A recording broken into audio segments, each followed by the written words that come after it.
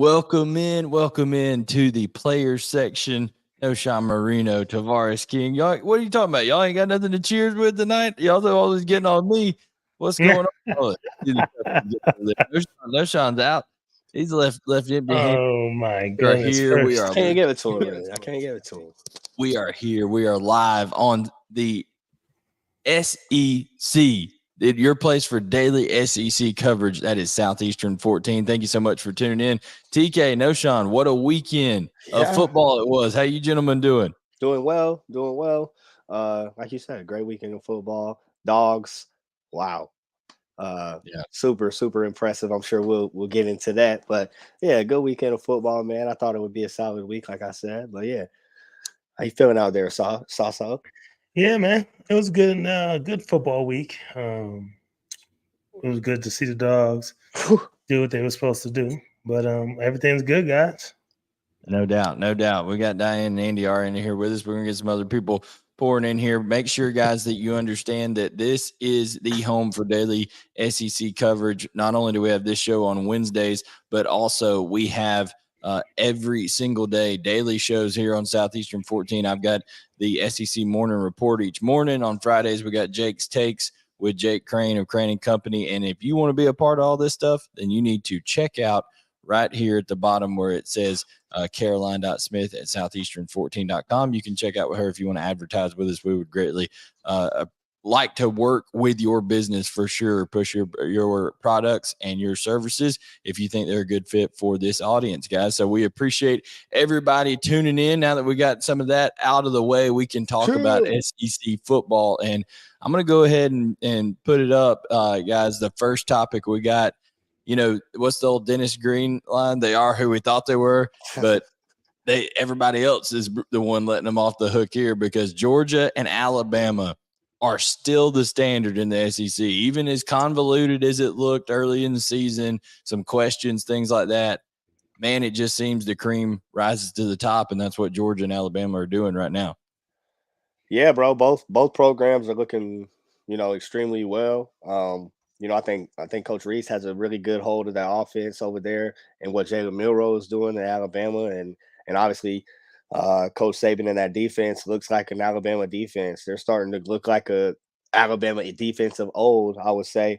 And then on our side, man, finally got it going the way everybody wanted us to get it going. And man, hats off to Coach Bobo calling a hell of a game. And then Carson Beck, got to talk about the job he did from a stat standpoint and just a field general standpoint. It was just super impressive to see how he handled that coming out of Auburn. So yeah, both teams rolling right now. Knowshon, you're a tough man to impress. Was the 51-13 victory impressive enough for you? Do you think the Dogs finally looked like the number one team in the country on Saturday? They did somewhat. I mean, on both sides of the ball, at least. I figure. Like what TK said, on the offensive side of the ball, they were slinging that thing around the yard a little bit. Love to see that. And then on the defensive side, you saw them get after Kentucky a little bit. So although it was a really, really good game, I wasn't like super impressed, duper impressed. I love to see that. I love to see that they got off to a fast start and they continued that throughout the whole game. But not super duper impressed. No, not with Kentucky and their defense. And we said going into this game that I wasn't super worried about Darren Leary. I was more concerned about Ray Davis in that run game, and shoot, Georgia stopped them. That boy could not get that ground game running. So That was lovely. That was love to see. But other than just stopping that run game and, putting them points on the board, it was a day at the office that we were expecting to see. Yeah, well, and we talked about it too. Listen, Georgia and Kentucky are truthfully built in similar fashions, right? Physical on the front in terms of their offensive and defensive lines, have some playmakers at receivers, maybe not guys that are just totally, but the top in the country at receivers, but they've got guys who are playmakers, and they're typically play really good defense and run the football. The only problem is there's a little bit of a talent gap, and when you play the same style of ball and there's a little bit of a talent gap, bad matchup for Kentucky on the road at Georgia. And Knowshon, to your point, Devin Leary doesn't have that mobility, that quarterback run element. So when you can only depend on the running back, Georgia, you're not going to run the football in Georgia.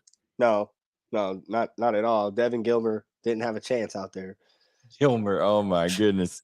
Listen, that man, if there's been one thing I've ever been wrong about and disappointed about, it is his performance this year. I will, if I had a bag of shame, our buddy Chris Lee on the channel has one of those Kroger bags, paper bags that he's cut the eyes out of and says shame on the top. I would put the bag of shame on, because he's just not been the same guy that was known for accuracy, that was touted as a guy who could have been a first round pick before he got hurt with his pec injury. And he just doesn't look confident. I don't know. I mean, neither one of y'all, I'm sure, with a pec, but I mean, you guys as running backs and receivers, you've had leg injuries before. And I assume when you depend on your legs for your living as a quarterback, if that chest muscle and what you're throwing with and stuff like that, if there's some concern there, I mean, do you think that's just playing games with him mentally? Because he was known as an accurate guy before, he missed some wide open dudes in that game for Kentucky. Yeah, I mean, I obviously when you're playing with an injury, something that's nagging, it's annoying one, but doing that every day, throwing every day, like that's something that's probably not going to go away. So, yeah, it's there. So it's probably something that is nagging, but I mean, I don't think it's something that he's necessarily, blaming this game on. Sauce. Yeah. Yeah. What do you think, Knowshon? Man? I'm trying to think how much am I using my pec when I'm throwing right now? I mean, every time. If you're using it, You a little definitely something. I don't know, Look, man. I don't know if it's all just because of that of his past injury. I mean, is he still injured? Look at what Tim said. Tim just realized I had hair. I bought you think I'm playing bald underneath this thing? That TK's got. I am. You know what I'm saying? We took the top off. You know what I'm saying? Dripping like hot sauce. Oh man, that's great. Alex thought the Devin Gilmer comment was pretty funny. It was good there. That was good. I'll give it to you, TK. I was big on Devin Leary, big hype man for Devin Leary. But guys, in terms of this Georgia offense, it finally came out and started hot. Knowshon on the running back side of things, Dejan continues to do his things, but I thought this was other than the two holding calls, which we'll get to with Kendall in a minute, but I thought other than that, his running the performance, I thought Kendall Milton really showed why they brought him to Georgia. He's a big, powerful back, and he kept those legs turning and really had some impressive runs, I thought. Yeah, I thought so too. It was at one point where he was running. It was close to the red zone. I didn't catch who it was, but I just saw someone running up in there. I'm like, "Ooh, who that was?" And then he got up, and it was number 2. I was like, "Oh snap, boy, out there, okay." And that boy want to play today, so I love to see it. I love to see that the guys are at least taking advantage of their carries. They're not getting many, so you better take advantage of those, and they kind of are. I mean, they're averaging about 5.5, 6 yards per carry. So you love to see that. And, it was just one of those games where they could not stop anything in the air. So you got to keep on going to it. So definitely hats off to Bobo. And TK on the receiver side, of course, we know what Brock Bowers can do. That's its own element of things. And he's the best player in college football, in my opinion. And I just don't see anybody being able to totally shut him down. Negative. But a guy that you mentioned back in our show, several months ago when the pro day was going on and Marcus Rosemy-Jackson was out there working with those guys on the pro day, you were like, man, he looks like he could go to the league right now. And now he's showing it on the field. Talk about that over route that he had where he caught it in stride and ran for the touchdown, and just him as a receiver as a whole for Georgia right now. Yeah. He is a guy that I've spoken highly of. He's a guy that we, had a hell of a year last year, made big time plays, and it's continued to this year. You saw the over route, did a great job of getting over, stair stepping and getting over, but the ball that Carson put on the rope was kind of a dot. Yeah, that was kind of crazy, but yeah, man, making it happen after he gets the after he gets the ball in his hands. I think he's becoming another one of those guys that is going to take some pressure off a night team, like you've seen Ladd McConkey do in the Auburn game on the game winner. Ladd went in there, took that took that linebacker's eyes, and Brock went in behind the linebacker. So I think more and more guys are going to emerge. CT, you're talking about Ra, just like him, Dom. We saw what Ra did. Had a highlight reel play, ESPN top 10 play. When that happens, bro, like it takes pressure off of a 19, off of an AJ Green when Tavarres King's making plays on the other side, things like that. So when those things happen, it opens up things for the defense. It even help for the offense. Excuse me. It even helps in the running game. So it'll be very, very interesting to see how Coach Bobo begins to utilize these weapons as they get more familiar with the offense, as they get more playing time, and as he gets more familiar with their abilities. So it's I'm super excited after what I saw versus Kentucky from the White House. Well, and that's a great point that CT brings up there, and that you talked about with Ra. Kirby Smart in his press conference yesterday talked about Ra Thomas, and he said, "Hey, this is a guy who is now adjusting. He's still adjusting from air raid to pro style." And TK, we've talked about side adjustments and route changes after the snap and all that kind of stuff. Totally different than it is from the air raid. So that's a big adjustment there. Now, Knowshon, I know you're a guy that not only watches in the box for the run game, but you all when Georgia is on offense, but also when Georgia's on defense. Is there anybody that is coming in there and cracking heads any harder right now than Chaz Chambliss? Dude has been kind of a backup, but he is absolutely. They pull that guard and they come running counter and stuff at him, and that guy comes and wrong arms it and just obliterates people. And you notice that a couple of times in this game, I feel like, and it's totally different from the way that Florida was trying to handle the pulling guards and tackles. It's like, bro, Georgia made it in the backfield. You have to. That's the only way to make any kind of disruption of that and rhythm in that offense and in that play. You know what I'm saying? You got to take on that guard, head on and kind of clog up that hole. And you saw that plenty of times. And that's why Ra only had about 50 yards rushing. I mean, this has to have been his lowest game. Right. Yeah. Right. Yeah. This has been his lowest game. Rushing. Yeah, for sure this year, I think. So that was love to see from Georgia's front.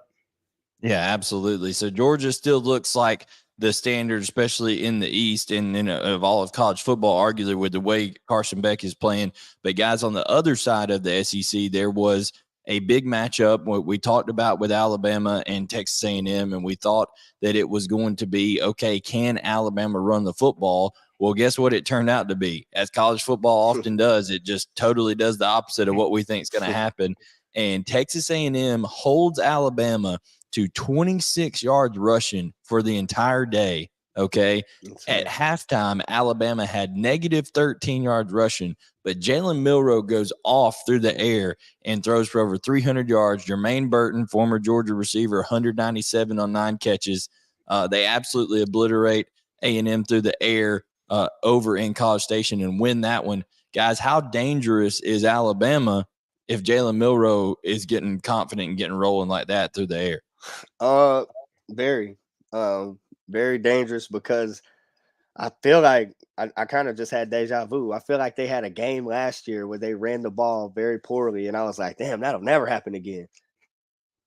And it happened. So dangerous if he gets going and stays going, and then dangerous once they get that rushing attack going, because you got to believe that at some point they're going to get that going as well. So I think that they're looking really good right now, as I said earlier.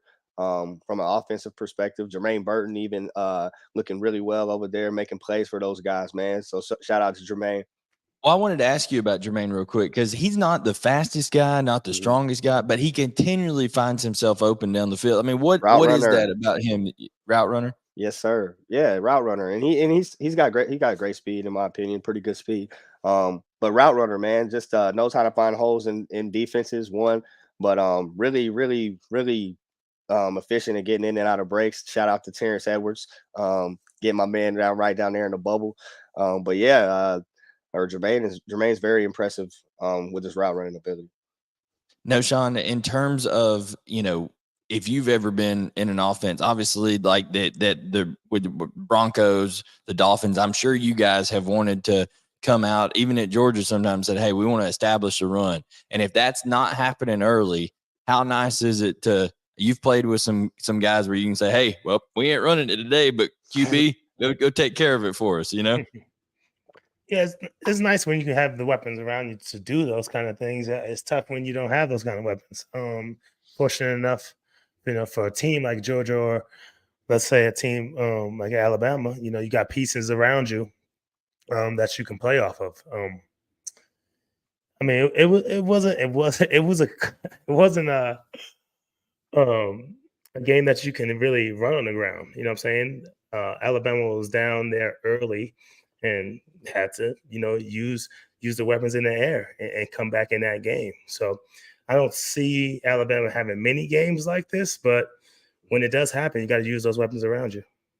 Now, Texas A&M's defensive front was pretty salty was the reason. I mean, we know the talent they have over there. Their front seven is not the problem. Their secondary is atrocious. They were getting beat on double moves by Burton. You talked about his route run ability, all that kind of stuff. But, guys, they had 6 sacks on Alabama in that 6 game. Of them Four in the first half, and now we're going to kind of transition a little bit because we know that Alabama's playing really good defense. They limited Max Johnson and all them, and we know that if Milroe with his legs, what he's able to do with his legs, if he continues to improve in the passing game like he is, like we said, Alabama is the standard in the West. But Texas A&M still technically alive, and so is Tennessee. Just have one SEC loss. I want to talk about that game coming up here. Texas A&M's going on the road, and I'll put the graphic up. I put myself strategically down at the bottom, guys, so when I put these up, I'd cover my own face up, not yours. Everybody wants to see you smiling up there, TK. So you can see Texas A&M is now, I think the line has grown to 3.5 in favor of Tennessee, honestly, since I made this graphic. So Texas A&M on the road to Tennessee. The Vols are a 3.5-point favorite now in Vegas books, and in the over-under's actually gone down to 55 since this. But Tennessee's coming off a bye week, guys, and Texas A&M coming off that physical game against Alabama. My question is, do you think that front is going to be able to get to Joe Milton enough, or do you think it'll be hard going to Rocky Top after playing Alabama, especially with Tennessee coming off a bye? What are your thoughts on this matchup? I think it'll be a good one. I think that, I think it'd be a really good one. But I think that they can get to Joe Milton, for sure. Stopping that run, they proved and that's what Tennessee likes to do. If they can get running, if they can stop the run, Texas A&M, then it'll be a long day for Tennessee. But I don't know if I see that happening. Knowshon, you love the running game at Tennessee. You love Jalen Wright. You love Dylan Sampson, Jabari Small, all those guys up there. Yeah, I love them. Love the way they ended the season last year. So I was just expecting those boys to come into this year and just really be running that thing all over the place. They started off kind of slow, but they're getting the groove. They're getting their groove back a little bit. So that two-headed monster is still there, but I feel like that's the only thing they really have over there. So, I mean, once you stop that run, what is Joe going to do? You know what I mean? So I feel like for this game coming up, Texas A&M, this is their first true test, honestly. I mean, they played Florida early, but that's Florida. So, I mean, this is their first true test this season. And let's see, it's being at home, though, is going to be an advantage for them. So that's at least they're lucky it's home. But let's see if they can come away with this victory. Yeah, Andrew Cooper makes a point. He said you should watch Listen, James Pierce. James Pierce is going crazy for Tennessee as well. He creates a lot of havoc. So does Tyler Barron over there. They've got great edge rushers. Nobody's discounting that. But I think this is a tremendous matchup between these two defenses. I want to put some stats up. Well, actually, I don't have them up here. I had them up here earlier. But I wanted to let y'all know about the havoc rate. Okay, havoc rate is what people measure in advanced metrics of Texas. You know, how many tackles for a loss, how many sacks, tip balls, turnovers, all that kind of stuff do you create defensively. Texas A&M is number 1 in the country. Over 28% of their snaps are create havoc. Tennessee is 5th in the country in that, over 20% of theirs. So both of these are very active defenses. My question to you, Knowshon, is you believe a lot in Max Johnson. He had one pick in that game against Alabama and missed a couple open guys with a lot of that pressure. Do you think Tennessee will be able to affect him more than Texas A&M will be able to affect Joe Milton, and which offense maybe performs better? I think Texas will probably put a little bit more pressure on Joe. You talked about how they're number one in all those different metrics on defense. They believe they have 26 sacks on the season. Man, they're going crazy, getting pressure on quarterbacks. You know what I mean? Especially if the opposite team is making it a passing game. So I feel like Texas A&M is going to put more pressure on Joe. But at the same time, you can put a little pressure on Max as well.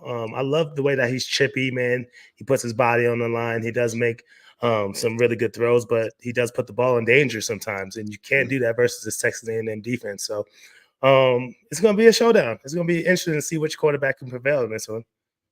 TK, Tennessee will be without Brew McCoy, that devastating ankle injury. He's done for the year. We hope he heals up great and comes back full strength. But they do get Dante Thornton back, a guy who is world-class speed, that transferred in from Oregon. He had a hammy. Now he's gonna be back. So they have the deep threats. But my question is, how big of a deal is that for Tennessee moving forward without that? They kind of looked at Brew McCoy as that leader there for that offense, even more than Joe Milton, I think, at times, because Brew has that physicality to his game. How big of a loss is that for them, not just, with his abilities, but his leadership? Huge. Anytime a leader goes down, it's a hit to not only, your side of the ball, but just the team. Because I'm sure he was a voice in that locker room. I'm sure he was somebody that they looked to. So, huge. But from a schematic standpoint, I think that, like you said, getting Dante back is going to be huge because he is a guy that's a world-class blazer. And if Joe Milton can't outthrow him, there's no problem. He ain't going to outrun Joe Milton's arm, I'll tell you that much. You feel me? So I think they do kind of, lose something, gain something. But it's tough to lose a leader of a team for sure in Brew McCoy. Alex Page here's Tennessee does have a good OL, especially at tackle and with Cade Mays. Yeah, Cade Mays back. Or is it Cooper? This is Cooper, his little brother. It's not Cade. Cade's the one that was at Georgia. I get him. It's Cooper Mays, I think, back, and makes them better. Should be a good matchup between them. Now, listen, I mentioned that Texas A&M is first in the country in creating havoc. Tennessee is fifth in the country in creating havoc. But the opposite of that is Texas A&M's offensive line is 60th in the country in allowing havoc, where Tennessee's is fourth in the country. So Tennessee has been much better along their offensive line. So we'll see how that goes. But it's a home game for Tennessee. If you had to put a pick on it today, do you guys think that Texas A&M plays with some desperation and gets the road victory, or do you like Tennessee to stay alive in the SEC hunt in the East and still control their destiny after this one?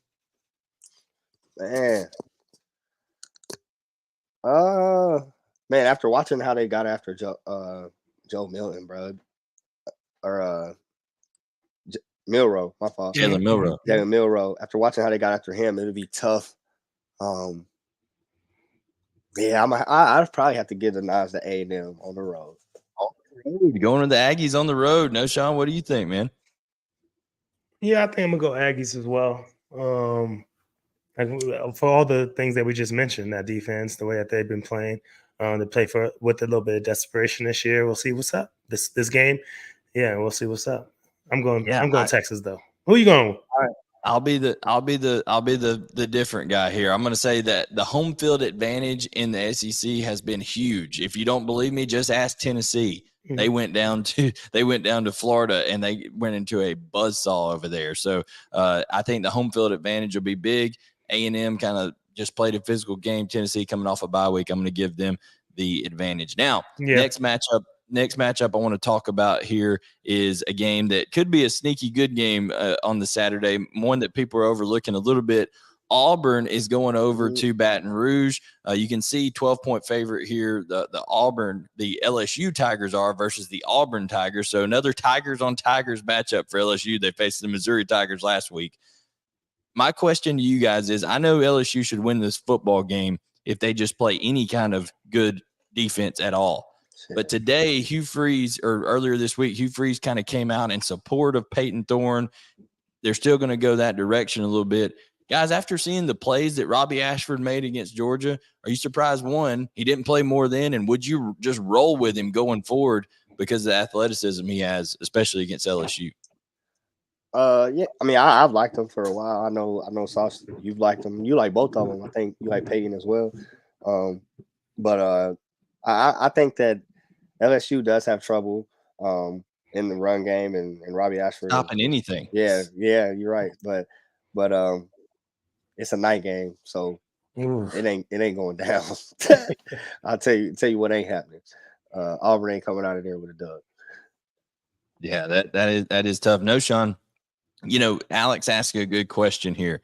We talked, he says, why is LSU's defense struggling? We talked about Harold Perkins, Mason Smith, all of these guys, but they're continually just guys running wide open, people running the football on them. Missouri, if Missouri doesn't turn the ball over twice, Missouri beats them, and I know that had to sting, Knowshon. I know that had to hurt a little bit, you guys going down, but when it comes down to it, this LSU defense is just not playing up to the standard at all of what we expected. Yeah, definitely not. Who knows what the reason it is? I don't know if that's just these teams coming in and scheming it up, knowing where to attack them, or if it's just guys not knowing their assignments. I have no idea, but if it wasn't for Jalen Daniels, what he's doing on the offensive side and putting these points up on the board, it would be a tough year for LSU. And in that Missouri game, you kind of see that. Yeah, Cook threw 2 picks, but if it wasn't for Jalen doing it with his legs, man, Missouri would have won that game. It definitely. Oh yeah, Jaden Daniels had over 160.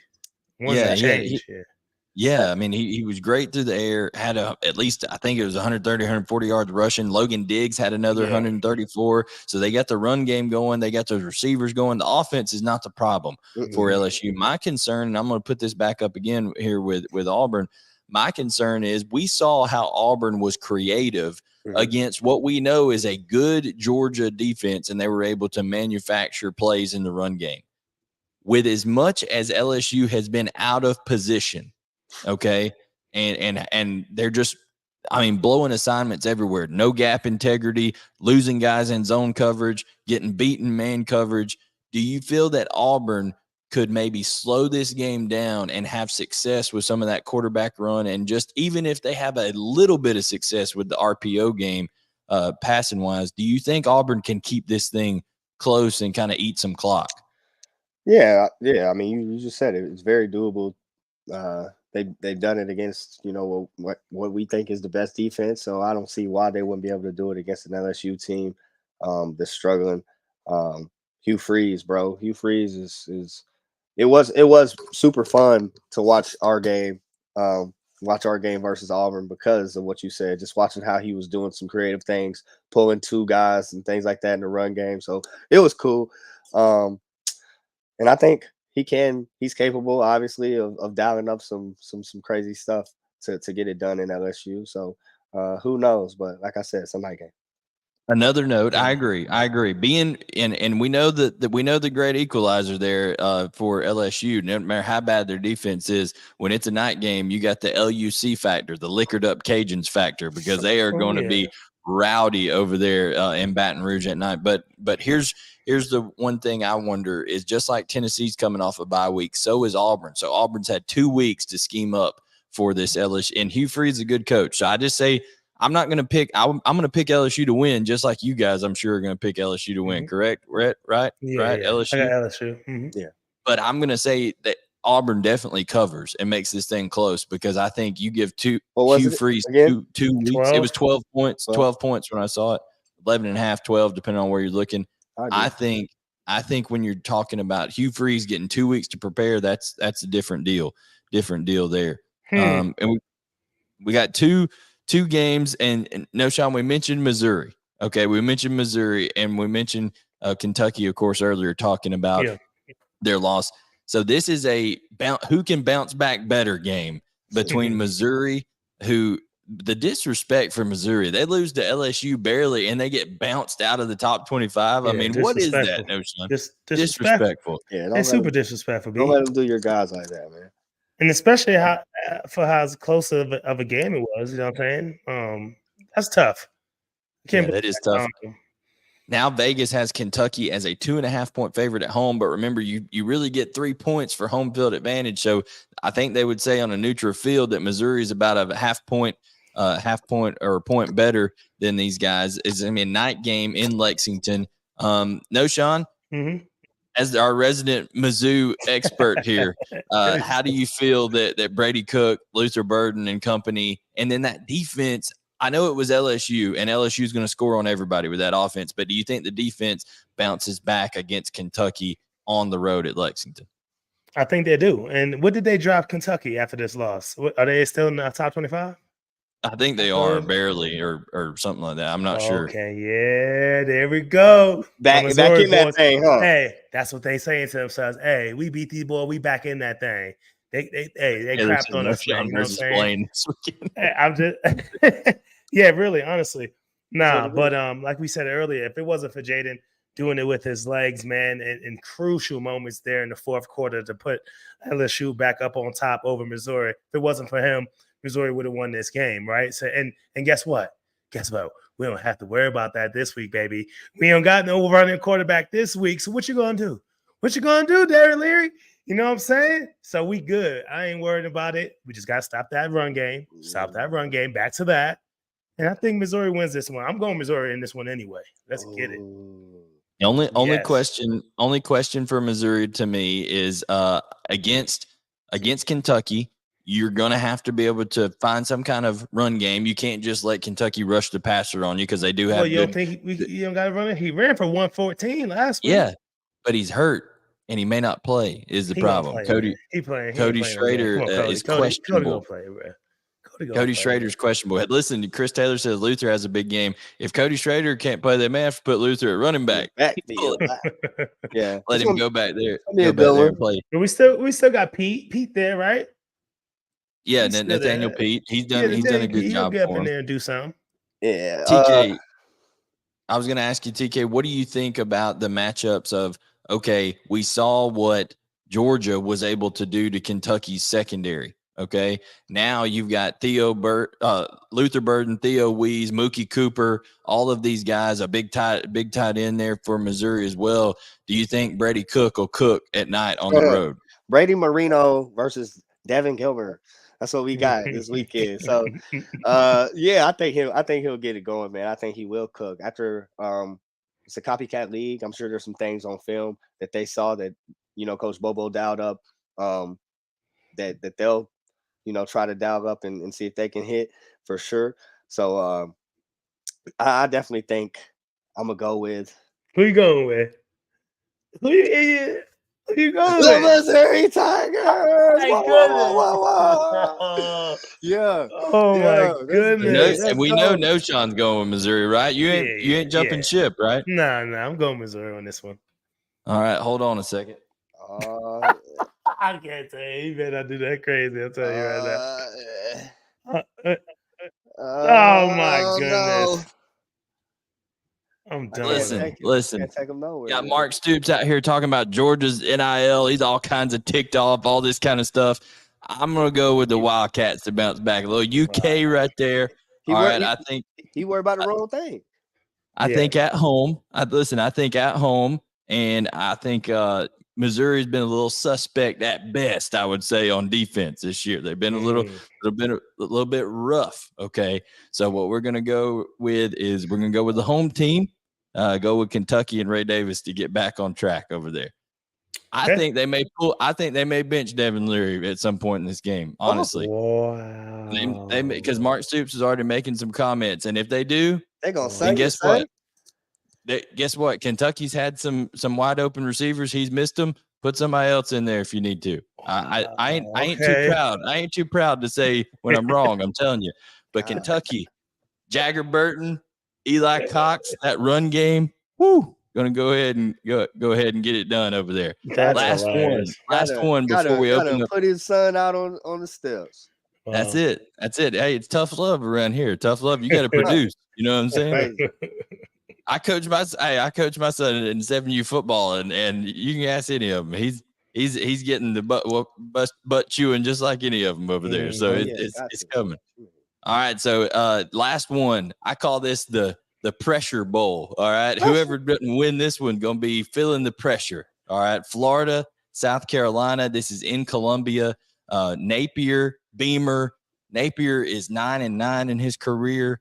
Or maybe 10-9 now after last week, and then Beamer 17-14 in his career.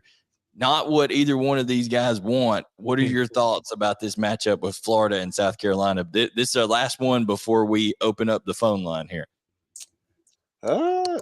Yeah. I mean, I think, in my opinion, if I was asked like who needs this dub more, I would definitely say Billy Napier needs this dub, needs it, like really needs it. But shoot, I don't know, bro. I feel like it's a game that could go either way with the caliber of football both teams are playing. Like it's kind of don't know what you're gonna get from either one week in and week out. So I don't even know. I don't know who I would give the nod to in this one, but I'm gonna go with Florida. You think Florida's gonna win the game? Yeah. I got you. What makes you feel that way? What do you like about that Florida team? Is it the running backs? Do you like quarterback play? You'd probably have to give that advantage to Spencer Rattler. Yeah, but I think my fault. I think they can get the run game going. I know they struggled defensively, but I think if they can kind of, like you said earlier, get their run game going, kind of slow this thing down, and keep Spencer Rattler on the sidelines for a little while too, then yeah, I think they can do it, and I hope they do it. Y'all know I'm a Billy Napier guy, man. We always have to give context here. Napier recruited TK when Napier was at Clemson for sure, so he was recruiting him. Knowshon, I got to figure out this. And you and I talked at length about this. Florida's defense against Kentucky was just doing things out of character, going underneath blocks, not fitting gaps the right way. But against Tennessee, they shut everything down. Mm-hmm. So my question is, which defense are we going to see out of Austin Armstrong, Billy Napier, the Florida Gators over there? I think we kind of know who Florida is offensively, but which defense do you think shows up in Columbia against South Carolina? That's the big question, Blaine. I feel like they kind of play to their opponent's level, you know what I mean? And that's not what you want to do, especially when it comes to SEC ball. And the South Carolina team can definitely beat you. We talked about how Spencer Rattler has been throwing that ball.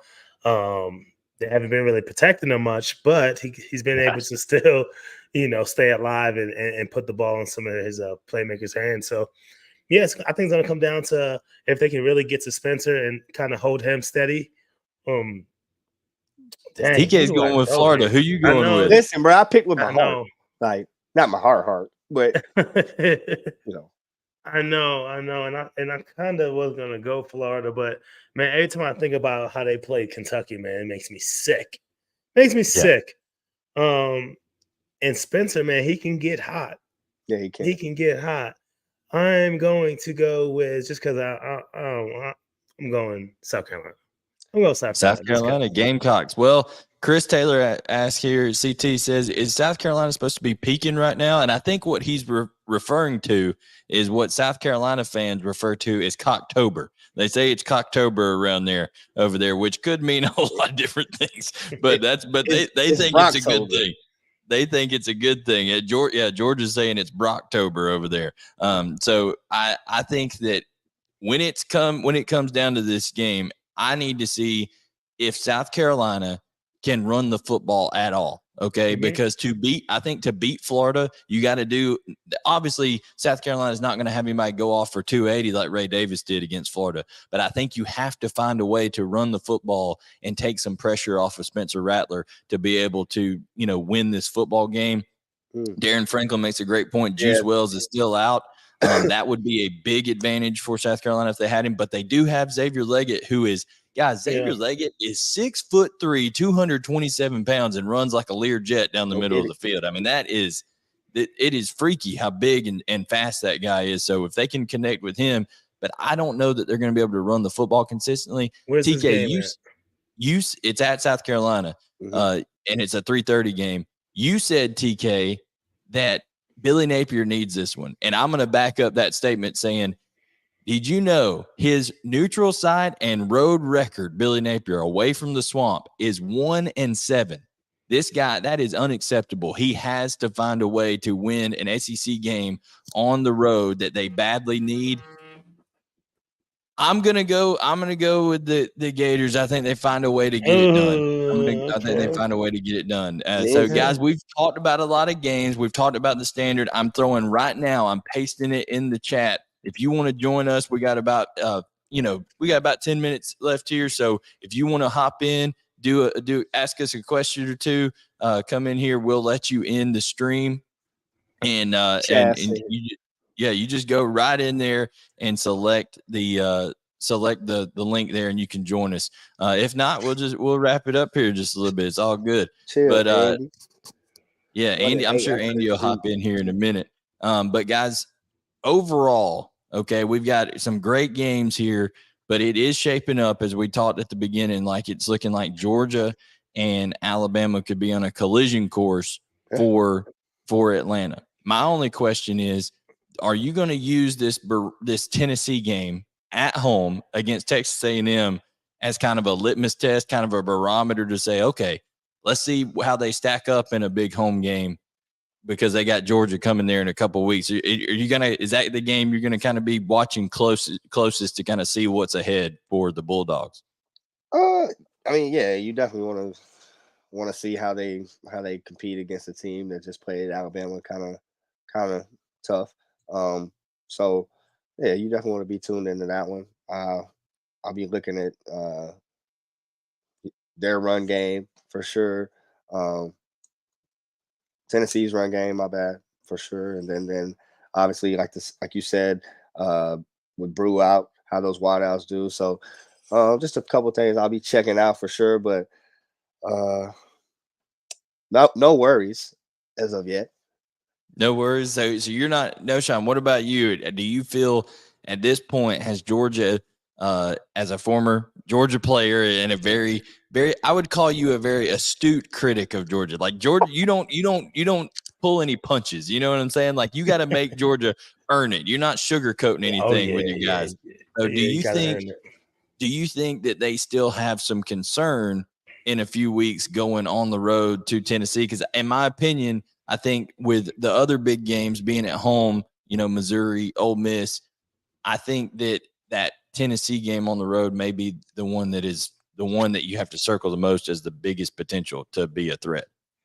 Yeah, no worries, no concerns necessarily. It just took this Georgia squad in particular a little bit longer just to get into the groove of things. It took them a couple games, and it is what it is. You know what I mean? But I feel like when it gets later in in the season with these later games, man, we're going to be ready to be hitting our stride. You know what I mean? And you're going to know who's going to be getting the ball at certain instances for Bobo, and he's going to be hitting his groove as well. So I'm not really necessarily concerned about anything, but I was just thinking about that question that you had, I think last week. It was like, is it going to be a potential a 2-loss team on that other side in the SEC championship? I mean, Alabama has some tough games still to come. Yeah. Now, here's the thing that I'm kind of surprised by, or that they are intrigued by on the West over there. Okay. So Alabama now has the tiebreaker over the following teams. They've beat Ole Miss and they've beat Texas A&M. They're going to beat Arkansas this week. So then the games that they'll have left in the West are LSU and Auburn. Well, out of those, the only contenders I have left is LSU. Mm-hmm. What happens if LSU comes to Tuscaloosa, beats them? So LSU would have the loss to Ole Miss. Mm-hmm. So Ole Miss has the tiebreaker over LSU. LSU would have the tiebreaker over Bama. Bama would have the tiebreaker over Ole Miss and Texas A&M. And then what happens with Texas A&M as the season goes forward here? I mean, the West could still be pretty crazy. Yeah. Yeah, exactly. Yeah, And that's what I was nuts. thinking about. It can still be crazy on that side. That's crazy. Yeah, the West is wide open in my opinion right now. Still, like with how everybody's playing over there. Yeah, Blaine, check the chat. They want you to bring the 2-footer bad boys back. Hey, we will. We'll get it. We'll get it back over here. What's I the got it. I 2-footer get bad all boys? the What do you mean? production was in flux with a lot of change Oh, and you stuff, want folks. that So we gotta get that all figured out. Now we appreciate it. Darren, Tim, Alex, everybody that's in here in the chat, we appreciate you guys. Make sure to tell your friends about it. If nobody's gonna hop in tonight, they must be scared. They might be a little scared. I don't know. They don't want to bring the tough questions. They're afraid Knowshon's going to be mean to them or something. No, I don't know what's next going week. We saving it for next week because I want to see what we'll Missouri talking about because we're going to be talking about that game. Absolutely. We're going to get all of that going. And guys, too, we want to let y'all know that, we are just excited about what's coming. Every week we're going to be talking about this as we go up to the playoff run, things of that nature. So it's going to be a wild year in the West. Georgia, Tennessee, that's a compelling race there in the East. We're going to find out a lot about Tennessee this week as they have Texas A&M at home. But for my guys, Knowshon, Moreno, Tavarres, King, make sure you hit that like button for us. Make sure you subscribe, turn on notifications, and we will catch you guys. Yeah, absolutely. We'll catch you guys next time right here on your place for daily SEC coverage. That would be Southeastern 14. Thank you so much for tuning in, and we will catch you guys next time.